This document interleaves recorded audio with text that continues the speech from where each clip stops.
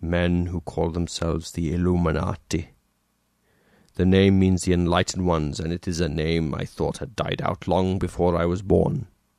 But I should have known. A name may die, but the idea behind it will live as long as men wish it so.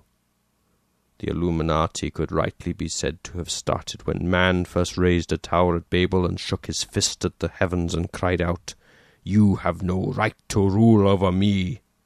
Anywhere and any time men have gathered to oppose God, or, if they did not believe in him, then opposed the worship of him by others, there, at that time, is the Illuminati. The enlightened ones, an ironic name. For what we call light, they call darkness, and acts we would call pure evil, they call pure freedom. The Illuminati are a group of sorcerers who look upon the Lord God as the great tyrant, while the enemy of God and man, who we know as Abaddon the Destroyer, they call Abaddon the Disenslaver. Their power comes from knowledge given to them by Abaddon in exchange for blood sacrifices and the selling of their souls. The black boxes are evil, because the makers of these boxes are evil and have built evil into their very design. Yes, agreed Argius. Just as it is known that the fruit of a poisoned tree will also be poison. Yet while no Yeshuan would willingly take the mark of Abaddon's servant upon themselves, what of others? What would you say to those who do not believe as we do?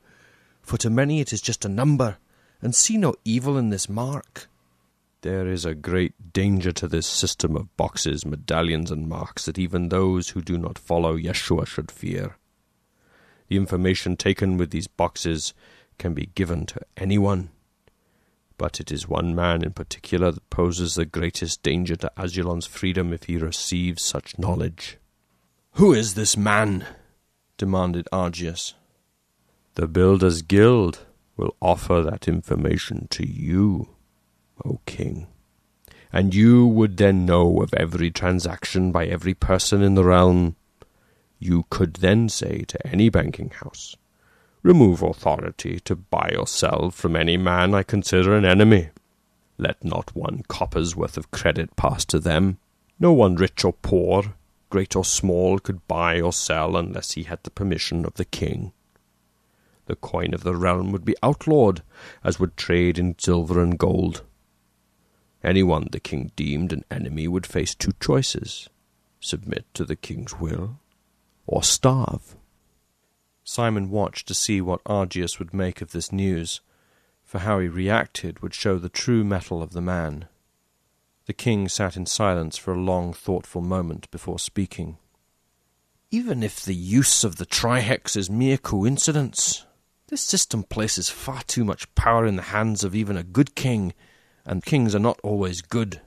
The more power a king has, the more he comes to believe that he deserves that power and that no one else is as wise or as strong or as just as he. The kings of the old world thought that since the king's judgment was never questioned, then all that the king did was right. If I have done it, then it was destined that it be done, was their motto. They began to think of themselves as gods. My forefather Asa once said, 'The best of governments would be run by a good king with absolute power, and the worst of governments would be the one run by an evil king with absolute power. Therefore ASULONian freedom has rested on the middle road, that all power shall not rest with the king, but be divided between the throne, the senate, the high court, and the people.'" Argius rose to his feet and began to pace the room. Something he did, Simon knew, when he was preparing a plan of battle. "Safety for the people's freedom lies not with the absolute power being in the hands of one man, but it being thinly spread among as many as possible. These black boxes of the Builders' Guild concentrate power in the hands of one, the one who controls the black box. It must not be allowed on these shores." Simon came to his feet and bowed before Argius. "King Argius, well are you called the wise by your people. Now the Builders' Guild, through its ASULONian head, Sargon of the House of Stone, wishes to bring their black boxes and this system of commerce here to your realm." "After what you have told me, do you think I would allow that system here?" said Argius. You may have little choice in the matter, for that which has always restrained a king of ASULON from doing as much evil as he wishes, also restrains him from doing as much good as he wishes. Remember, Argius, you have already used up your one law when you limited the senator's terms in office. Father, have you used your one law already? Asked Daniel in surprise. Yes, on the very day after my coronation, replied Argius with a chuckle. I used my one law to order that a senator may hold no more than 2 terms in office. Since this law only pertained to those elected after it was made, the old men of the Senate thought themselves safe from its effects and did not bother to vote against it in the allotted time.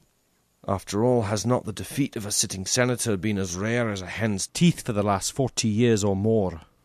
Then, 3 months after my coronation, came the elections, and many new candidates came forward saying, "Vote for me, as I am one of you." And so they were, for farmers and small merchants, physicians and teachers now ran for seats that seemed not as sweet a prize to the power-hungry and greedy. And the people of ASULON said to themselves, "I think Senators Gladhand and Backslap have been at their jobs too long. They may have come to do good, but they stayed to do well, and did much too well for their own purses. It's time to let some new blood into the Senate." And that's exactly what the people did, but no one foresaw to what extent they would do so. Better than half of the old Senate was voted out. The king smiled, as a man remembering the fall of those who thought themselves invincible may smile. "Oh, I can tell you there was no little weeping of eyes and gnashing of teeth in the halls of the High Senate that day. I should tell you that most of the losses came from the plebeian party. Well now, this being the party that claimed to love the common people, but who loved levying taxes upon them even more, the Senate was now ripe for a change in the laws governing taxes. The patricians proposed doing away with all the old tax laws from the High Senate's own laws down to those of the smallest village, and making one tax law for all of ASULON, a law upon the sale of a good or service. The most onerous of the old laws was the tax on income, which was collected before a single copper of a man's pay was given to him. The terms of this tax were ever-changing and complex. It hindered savings and caused many a normal and honest man in ASULON to hide his income so he could pay a reasonable amount of taxes and still have something left to raise his family. So then, the new tax was collected only at the sale of an item or service. The monies collected were then evenly divided between the county in which the sale was made, the province in which the county resided, and finally the realm's treasury. The new tax was simple, understandable, and open, and the people of ASULON have prospered because of it. The savings and accounts of common people are up, and so are the treasury's funds. "But, Father," said Daniel, "do you now regret using your one law so soon into your reign?" Argius shook his head. "I know that most kings have saved their one law, keeping that supreme weapon in reserve, for it's the only law a king can make that requires a unanimous vote of the High Senate to overturn. Yes, my son, now with my one law spent, if just 2/3 of the senators voted against me, they could block any law I propose. This is the law of ASULON that has kept us a free people, but it has also kept the king weak.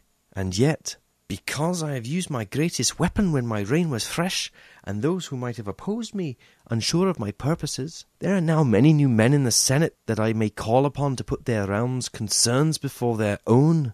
Let me speak with them and find a way to defeat this plan of the Builders' Guild, the sorcerers of the Illuminati, and the evil one they both serve.